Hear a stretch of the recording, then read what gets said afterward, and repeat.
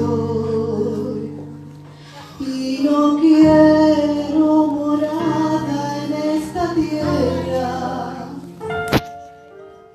Tengo un hogar que queda mucho más allá del sol. Quiero llegar a aquella hermosa tierra prometida, donde reinará mi gran incomparable Jesús. Quiero llegar al cielo, ya voy a descansar. Quiero mirar tu rostro, Señor, yo quiero llegar. Gloria a Dios.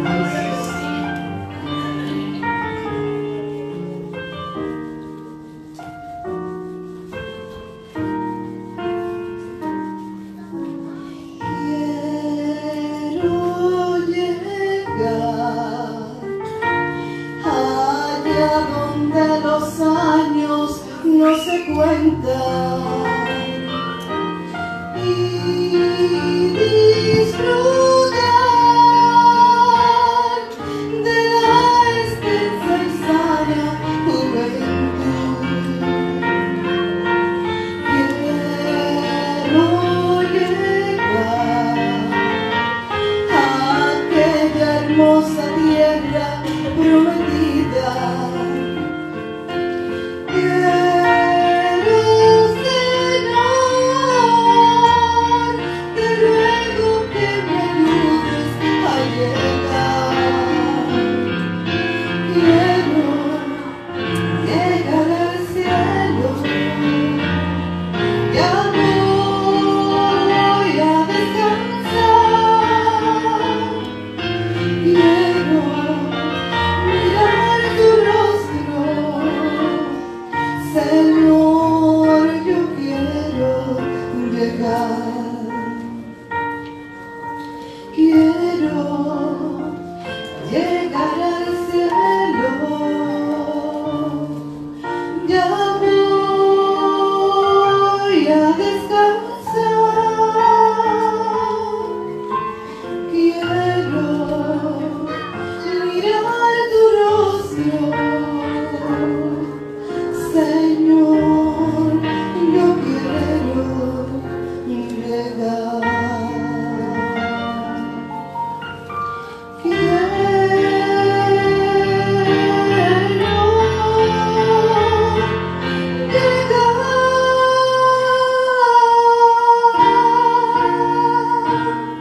Gloria a Dios.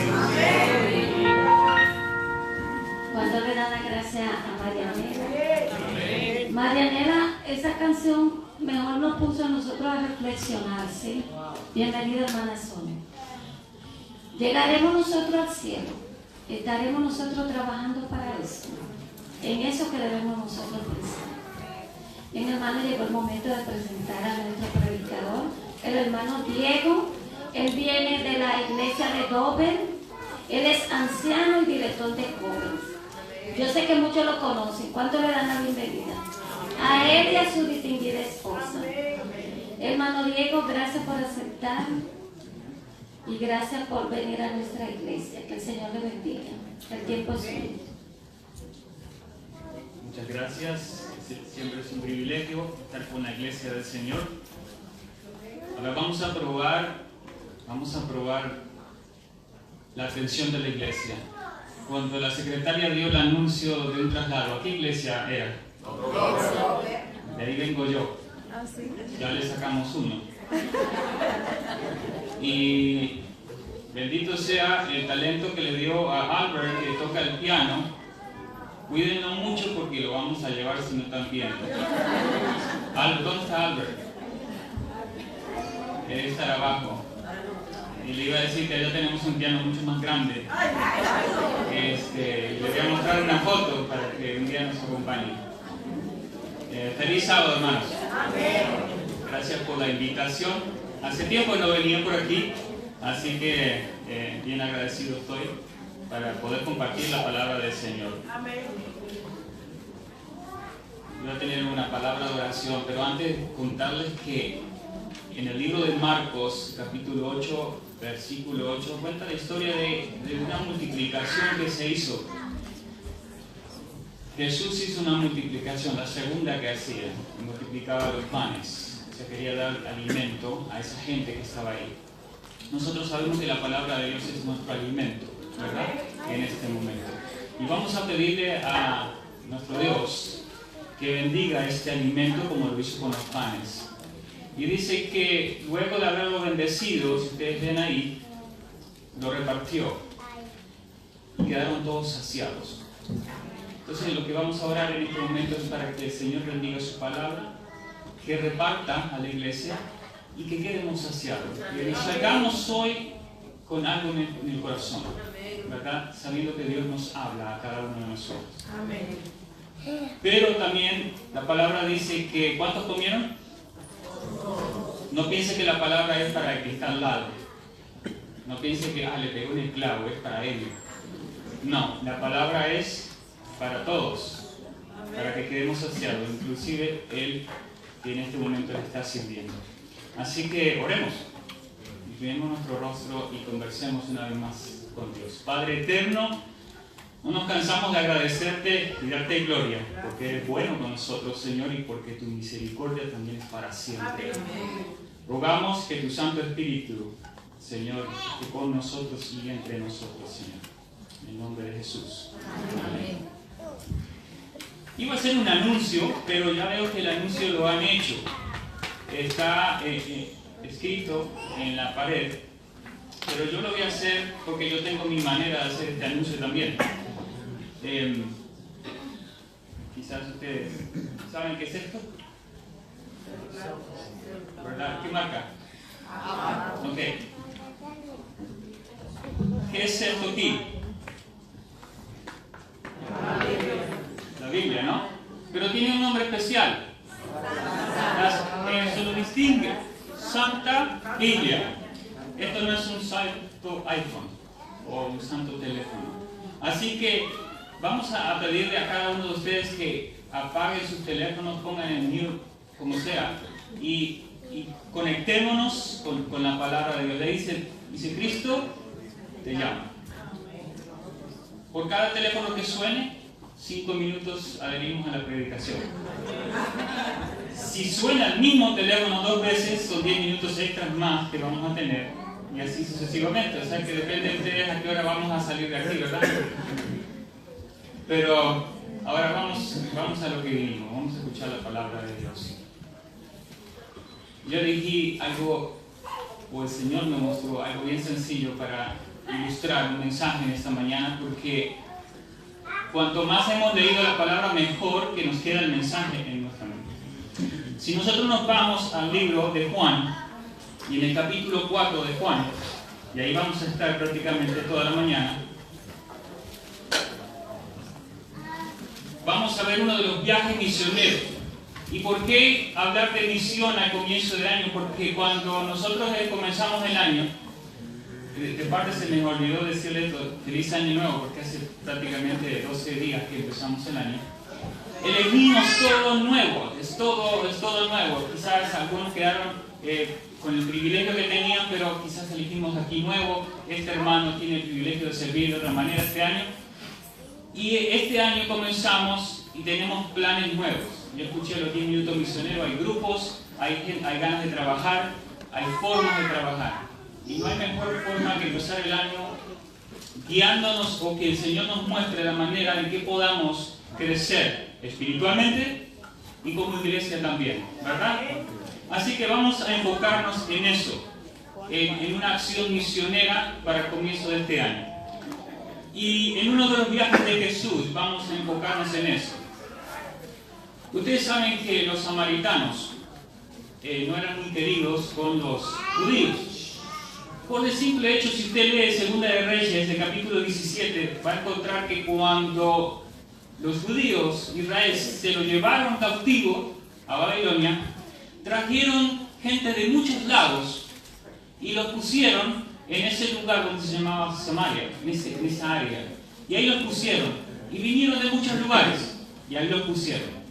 Eso con el tiempo se llegaron a conocer, tras generación, los samaritanos, específicamente en el área de Sicar ahí. Y es donde comienza nuestra historia en esta mañana. ¿Por qué? Porque esa gente que fue traída a esa tierra, a Samaria, cuenta la historia que lo estaban haciendo atacar por leones y estaba muriendo mucha gente. Y fueron con ese problema al rey de Babilonia y le dijeron: miren, allá está muriendo toda la gente que llevamos, ¿qué hacemos? ¿Por qué? Porque hay un Dios en esa área que estos samaritanos, esta gente que está ahí ahora, no respeta, no conocen, y parece que el Dios de ahí está haciendo estragos. ¿Cómo lo arreglamos? Sencillo.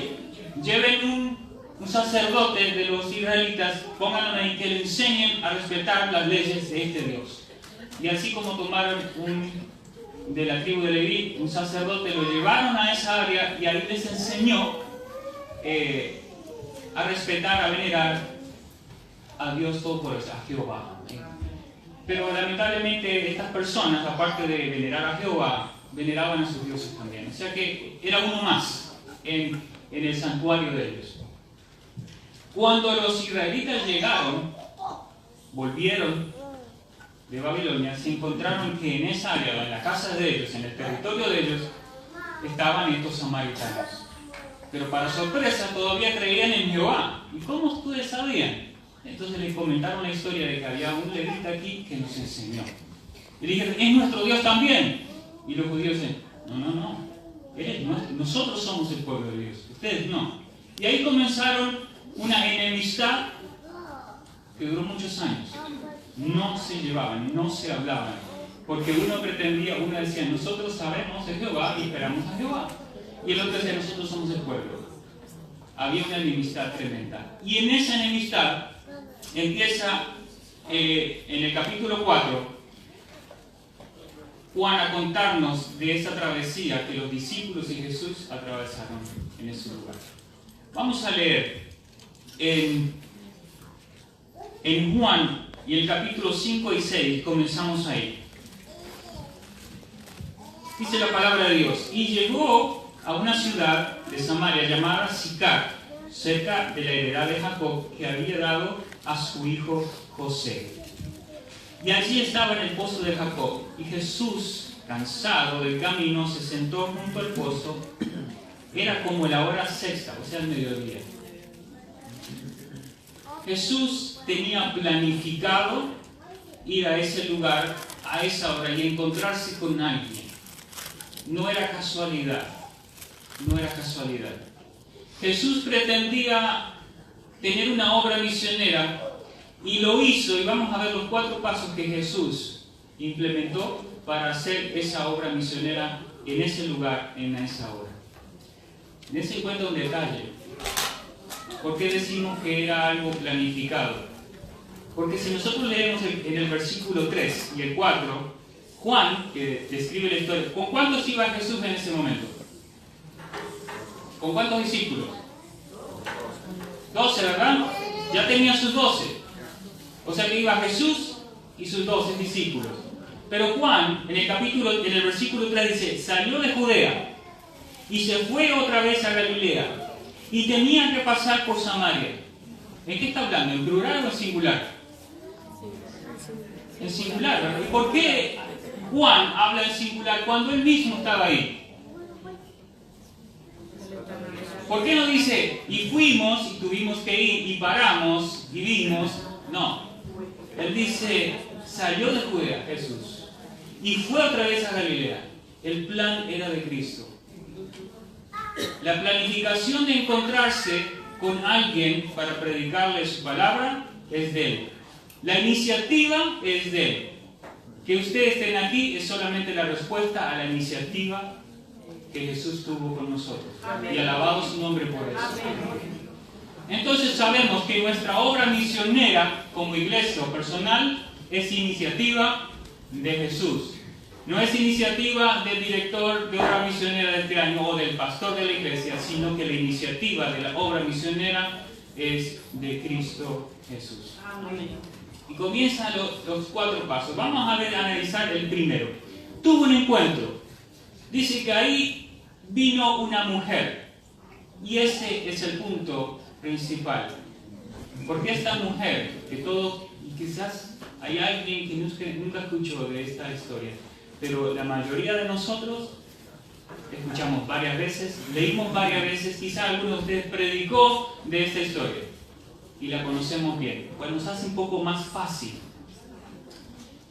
Estos judíos tenían 2 leyes, principal 2 leyes contra los samaritanos. Primera ley, un judío no tenía trato con los samaritanos, era ley de ellos, no tenían trato. Y segunda ley era que un hombre no hablaba solas con una mujer. Edad que fuera, un hombre cuando veía a una mujer no hablaba si esa mujer estaba sola. Si estaba con su marido o con su papá, si era joven, hablaba. Si esa mujer estaba sola, un hombre no hablaba. Jesús rompe esas barreras sociales que nosotros nos ponemos. Eran barreras sociales que ellos tenían. Porque con los samaritanos, ¿quién iba de los judíos a evangelizar un samaritano? Con una barrera con que no se podía hablar ya de entrada. Era imposible. Muchas veces nosotros nos ponemos barreras.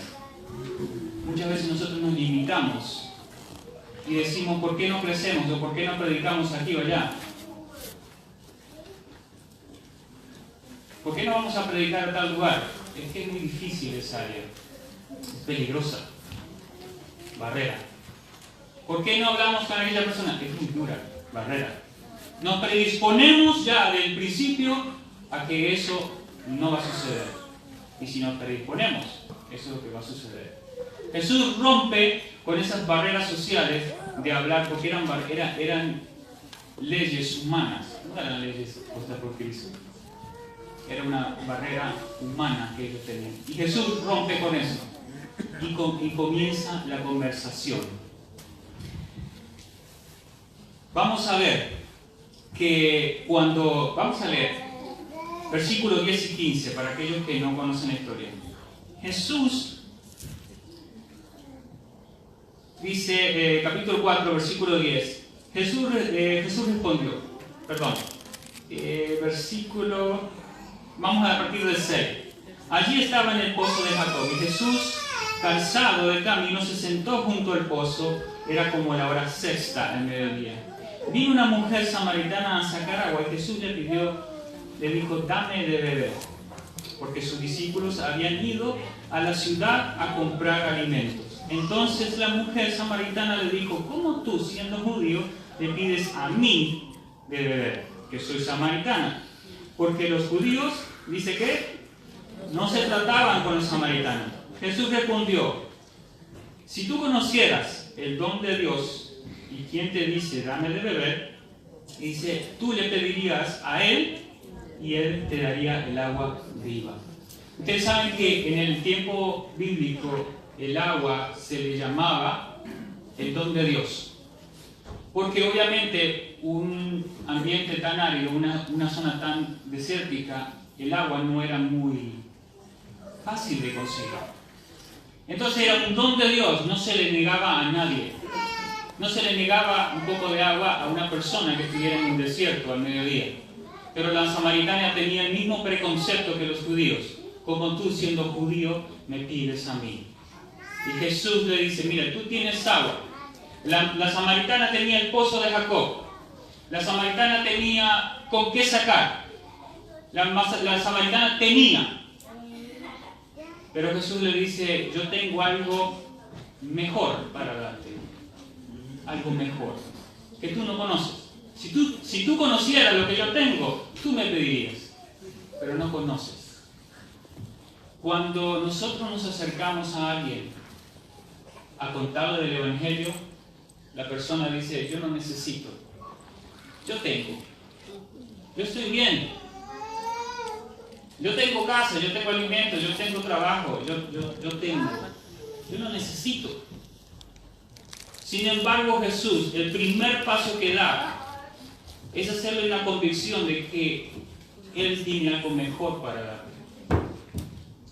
Usted quizás tiene trabajo, quizás tiene un plan de jubilación por el Evangelio, tiene el carro que usted siempre soñó, pero Jesús tiene algo mejor. Y cuando nosotros vamos a presentarle a Jesús a alguien, siempre tenemos que ir con eso. Jesús tiene algo mejor. Y no es una mentira, es la verdad de esta vida. La mujer dice, ¿saben qué? Quizás habrá pensado que son como esos vendedores de la televisión que le ofrecen mucho por poco. Nunca se ha topado con alguien que le dice, mire, por $5 yo le doy los números de la lotería. ¿Nunca se ha topado con alguien? Alguien diría, pero entonces, ¿por qué no te guardas los $5 tú? Tú juegas los números de la lotería y no me tienes que andar pidiendo $5, ¿verdad que sí? Entonces, la mujer vio, diga, si este me ofrece agua que nunca más voy a tener sed, ¿por qué no la toma él? Y no me tiene que pedir agua del pozo. Pues Jesús estaba dando el agua, dice, de vida. El agua de vida. Y eso es lo que nosotros predicamos, el agua de vida. Le pone en la mente de la mujer que él tiene algo mejor para ofrecerle que el agua que satisface hoy, y dentro de un rato tenemos nuevamente sed. Ahora que captó su atención, Jesús captó la atención de la mujer, rompió las leyes que la dividían y tenía su atención. El segundo paso que hace Jesús es despierta la convicción de una necesidad personal. Cuando ya tenía captada la atención de la mujer, le dice, ¿sabes qué? Ve y llama a tu marido. Y la mujer ahí, fue un golpe bajo, ese fue un golpe bajo, porque la mujer enseguida entró en shock y dijo, no tengo. Jesús, ¿sabe usted la historia? Claro que no tiene, si los otros 4 que has tenido tampoco fueron sus maridos. Imagínense cómo se sentía esa mujer, si para los judíos un samaritano no valía nada, para una mujer en ese entonces que tuviera una persona que no fuera su marido, era terrible. Y que hubiera tenido 4 hombres antes que no fueran su marido, era terrible. Pues la mujer entró en pánico, en shock, y se dio cuenta que tenía una necesidad.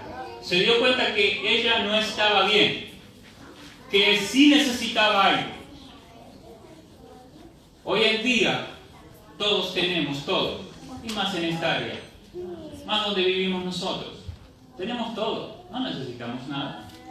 Pero sin embargo, aunque todos nosotros vivimos bien vestidos hoy y con su perfume favorito, quizás con el reloj que siempre ha soñado tener, con lo que sea, yo les aseguro que en su corazón hoy hay algo que no está bien, una necesidad, algo que ustedes ruegan a Dios que les quite, porque hay una necesidad. En el corazón del ser humano siempre hay necesidades. Siempre. Yo que estoy aquí arriba tengo necesidades. El pastor de su iglesia tiene necesidades. Jesús quiere romper cuando se acerca a una persona a entregarle el evangelio, quiere dejarle saber que la única persona que puede suplir esa necesidad es el agua de vida. Y cuando alguna persona se bloquea y dice, yo no necesito a nadie, yo no necesito a Jesús para vivir, es mentira. Está siendo como la samaritana, yo no necesito nada. Jesús le dice, bueno, ven y llama a tu marido. No sé qué esa persona estaría pasando, pero Jesús siempre le quiere dejar saber que en el ser humano hay necesidad de suplir, que solamente Cristo Jesús puede. Amén. Segundo paso que toma Jesús es la convicción de una necesidad personal. Ahora, el tercer paso que toma Jesús ahora en el versículo 25, miren esto aquí. versículo 25 del capítulo 4. La mujer dijo: sé que el Mesías, llamado el Cristo, ha de venir. Cuando venga nos va a explicar, dice, todas las cosas.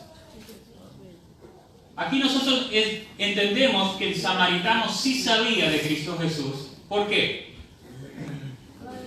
¿De dónde se enteraron que venía un Mesías que le iba a explicar todas las cosas? Porque un día, ¿verdad?, trajeron a un sacerdote leví que les explicó. Los judíos, el pueblo de Dios, esperaba un Mesías diferente. El samaritano, al que los judíos despreciaban, esperaban un Mesías que les iba a explicar todas las cosas. Ellos estaban más cerca que los mismos judíos. Ojo, que los que más conocemos a veces estamos más perdidos. El samaritano. Y Jesús lo dejó en claro cuando puso aquella diferencia, ¿verdad? La parábola que cuando había un herido, había un sacerdote por un lado y ¿quién venía por el otro? Samaritano. ¿Y quién era el bueno? Samaritano. El samaritano conocía, tenía conocimiento y en su humildad esperaban un Mesías, un Salvador. Jesús lo que quiere hacer es despertarle la convicción de la necesidad que tenía de ese Mesías que ella esperaba. Todos conocen de Jesús, al menos lo han escuchado. Todo el mundo sabe que hay un Cristo, que hay un Dios. Muchos no creen, muchos no lo conocen personalmente, pero todo el mundo sabe. La samaritana sabía y esperaba a ese Mesías para que le dijera, para preguntarle todas las cosas. Nos va a contar todo cuando venga. Jesús le responde en el versículo 26, Jesús declaró: yo soy el que habla contigo. Se presentó como el Mesías, el Salvador, el que tenía el agua viva, el que le podía suplir sus necesidades. Pero hay algo maravilloso, que luego de hacer reconocer a la persona que Jesús es el Mesías, inmediatamente esa persona tiene una acción. Jesús hace un estímulo a una acción adecuada a esa persona. ¿Por qué? Porque inmediatamente que la mujer, que Jesús le cuenta que Él es el Mesías, la mujer tiene una acción. ¿Qué hace? Una determinación. ¿Y cuál es? Imagínense que ella dijo que el Mesías que iba a venir, ¿qué iba a hacer? Iba a contarles todo, ¿verdad? Se quedó la mujer preguntándole: bueno, ahora que tengo el Mesías enfrente, vamos a aprovechar, tengo 64 preguntas para hacerte. No dijo eso.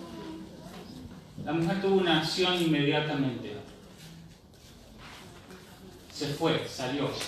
Dice la palabra, dejándolo todo, se lo dejó cántaro, dejó agua, dejó lo que haya traído y dejó todo, y se fue a contar que había estado con un hombre que le había contado todas las cosas que había hecho ella, y ella dice: quizás este sea el Mesías que estábamos esperando.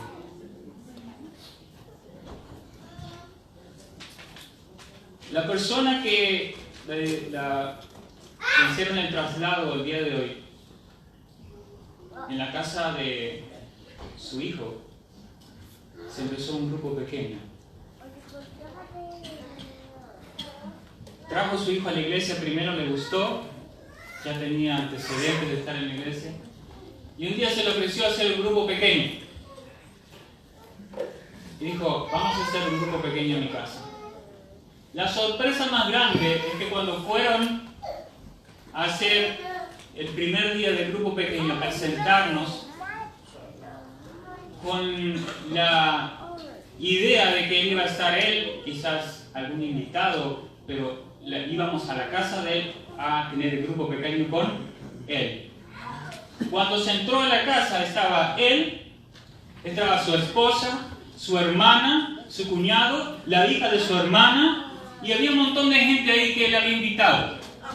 Él no había tomado la primera clase del grupo pequeño. No había estado nunca en un grupo pequeño. Pero cuando llegamos a la casa, estaba toda la familia.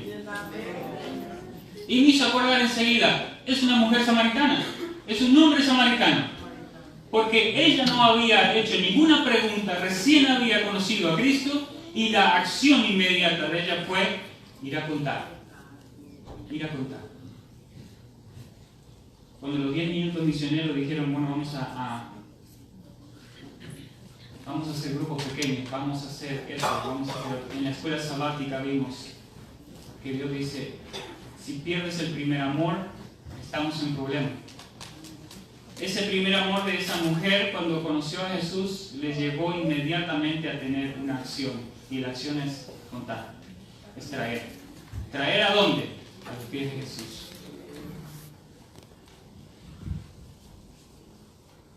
Cuando en el versículo 31 al 33, permítanme leerlo, 31 al 33, la mujer ya se fue a hacer su obra misionera. En el versículo 31 dice, entre tanto los discípulos le rogaban al rabí, o sea, ya habían venido, habían vuelto con la comida, le rogaban, rabí, come. Pero él les dijo, tengo para comer un manjar que vosotros no conocéis. Los discípulos enseguida pensaron, alguien le trajo comida, quizás la mujer tenía comida y les dio comida. Pero déjenme hacer una aclaración aquí. Yo busqué en el diccionario la palabra manjar. La palabra manjar. Y saqué al menos 4 definiciones distintas de lo que significa manjar. Y les voy a comentar y ustedes me van a decir cuál de las 4 se refería a Jesús. Primera definición que encontré, una comida exquisita. La mayoría sabemos, ¿verdad? Un manjar es como lo que preparan las hermanas aquí, cuando cada sábado. Un manjar, una comida exquisita. La segunda definición dice plato compuesto por pechugas de gallina mezclada con leche, azúcar y harina de maíz. En alguna parte del mundo a ese plato se le llama manjar. Yo no se lo recomiendo, pero le llaman manjar. Definición número 3. Postre que se hace con leche y azúcar.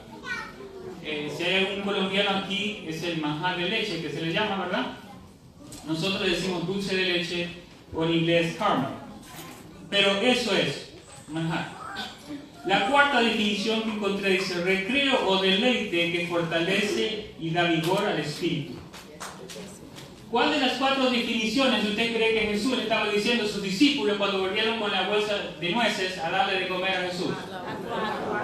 Yo tengo un manjar, tengo un deleite que ustedes hasta ahora no conocen. En ese momento, cuando Jesús vio los pasos de la samaritana que se alejaban e iba a contarle con tanta ansiedad a ese pueblo que había conocido a Cristo, a él le dio alegría, se emocionó, lo llenó, se deleitó.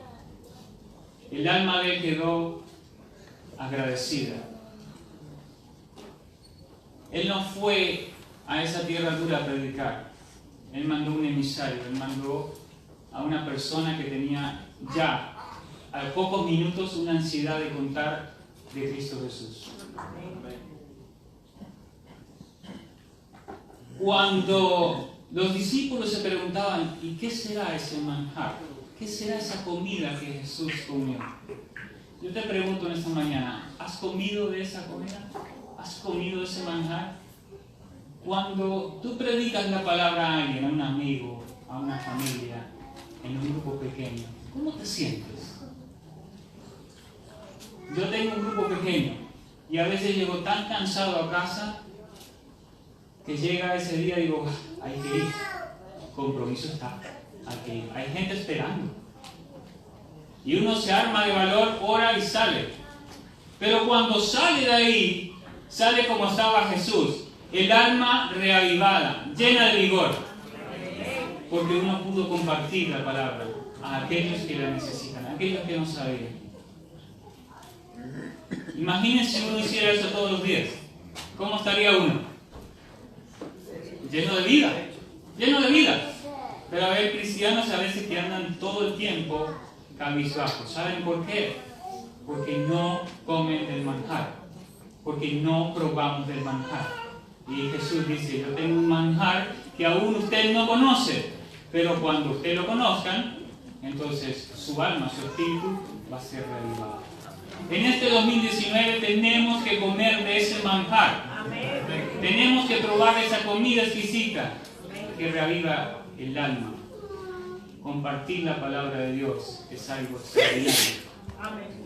Algo extraordinario.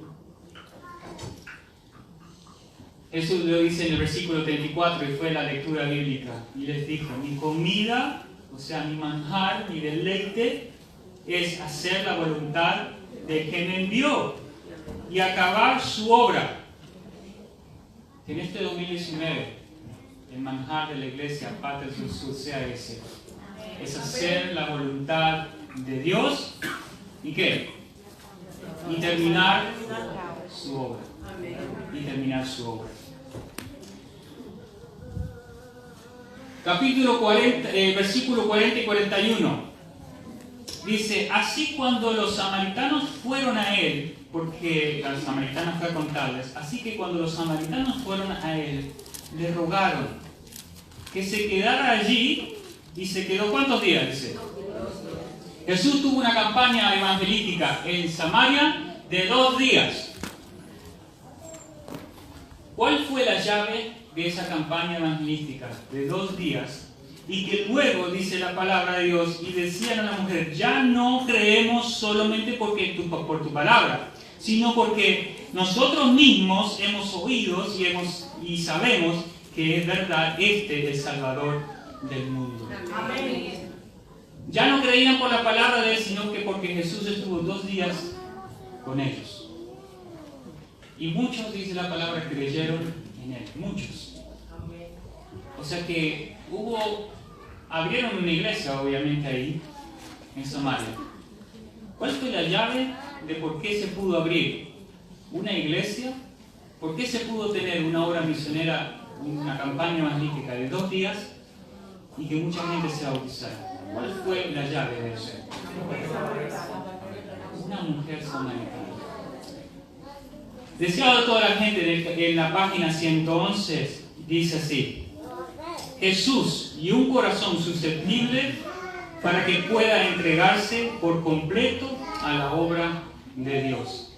2 cosas es necesario para hacer una campaña, para ir a abrir un grupo pequeño, para hablarle a alguien de Jesús.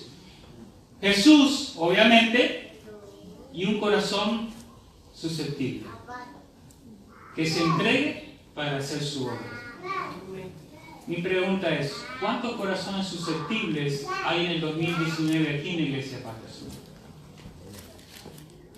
Necesitamos, hay un corazón susceptible, ¿hay otro? 2, 3, 4. Roguemos a Dios que Dios haga ese corazón susceptible para que nosotros podamos compartir la palabra de Dios. Para que podamos tener una campaña evangelística donde no pensábamos tener. Abrir un grupo pequeño en el hermano aquel o el amigo aquel que nos mira mal ya cuando nos acercamos a él. Nosotros no sabemos el corazón de la gente, no sabemos la necesidad de la gente. Ustedes piensan, antes de llegar al pozo, ese día, Jesús le hubiera dicho a los discípulos, vamos y estemos en Samaria por 2 días y prediquemos la palabra. Los discípulos le hubieran dicho, maestro, esa es la peor idea que has tenido. Pero sin embargo, él hizo su trabajo. Jesús y un corazón susceptible para cumplir la obra de Dios.